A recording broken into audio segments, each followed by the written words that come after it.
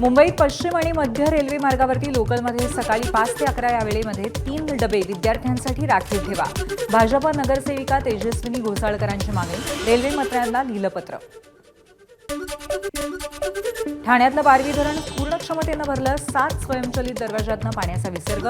धरण क्षेत्रातील पाऊस वाढल्यास पाण्याचा प्रवाह वाढण्याची शक्यता. नदीकाठच्या गावांना सतर्कतेचा इशारा.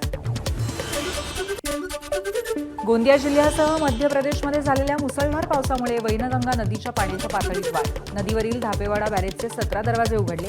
बॅरेजमधनं 1,11,000 क्युसेकनं पाण्याचा विसर्ग.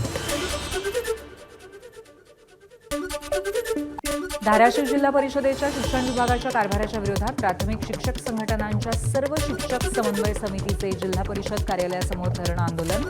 शिक्षक पदोन्नती प्रक्रियेमध्ये पैशाचा गैरवापर झाल्याचा शिक्षक समन्वय समितीचा आरोप. गोंदियामध्ये आयटकचं जेल भरो आंदोलन. कामगार शेतकरी मागण्यांसाठी आंदोलन. राष्ट्रपती पंतप्रधानांना निवेदन.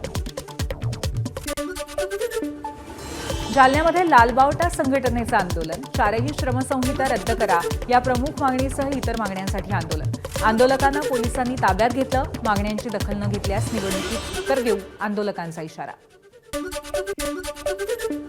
मानधनवाढीच्या मागणीसाठी बुलढाण्यातल्या आशा आणि अंगणवाडी सेविका रस्त्यावरती. C2 संघटनेच्या माध्यमातून आशा सेविका आणि अंगणवाडी सेविकांचा जिल्हाधिकारी कार्यालयावरती मोर्चा.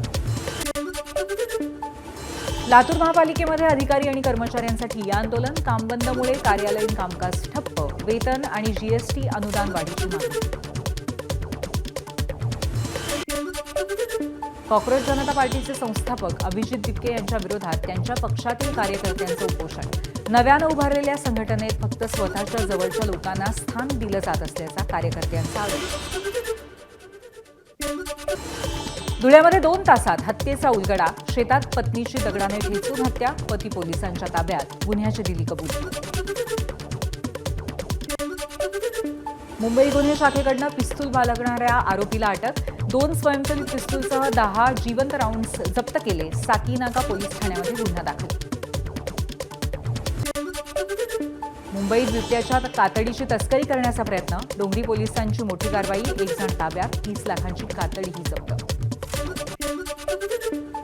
डिजिटल अरेस्ट टोळीचा पर्दाफाश. मुंबई सायबर पोलिसांचं देशभर धाडसत्र. 7 जणांना अटक. 1,67,00,000ची फसवणूक केली होती. बीडच्या आष्टी तालुक्यामध्ये काळ्या बाजारामध्ये जाणारा युरिया पकडला. 22,53,000चा मुद्देमाल जप्त. विक्रेत्यांच्या विरोधामध्ये गुन्हा दाखल. मुंबईतल्या दहिसर पूर्व परिसरातील बनावट अमूल दूध कारखान्यावरती छापा. अमूल, गोकुळ सारख्या नामांकित कंपन्यांच्या नावाने बनावट दूध विक्रीचा पर्दाफाश. दूध पिशव्या कापून त्यात अस्वच्छ पाणी मिसळलं जात असल्याचा प्रकार. श्रावण महिन्यानिमित्त बोरिवलीतल्या मागाठाणे इथं आमदार प्रकाश सुर्वे यांच्याकडनं कावड यात्रेचं आयोजन. ओंकारेश्वर मंदिर बोरिवली ते श्री क्षेत्र तुंगारेश्वर मंदिर अशी यात्रा काढली. सुर्वे यांनी कावड खांद्यावरती घेत यात्रेचा प्रारंभ केला. योगेश भोसले दिग्दर्शित दशमी चित्रपटाच्या पहिल्या पोस्टरचं अनावरण. अभिनेते महेश मांजरेकर, मकरंद नासपुरे, गौरी इंगवलेसह दिग्गज कलाकारांचा सहभाग. दशमीच्या माध्यमातून दाक्षिणात्य स्टार रवी प्रकाश यांचं मराठी चित्रपटसृष्टीमध्ये पदार्पण. ऑक्टोबरमध्ये चित्रपट प्रदर्शित होणार.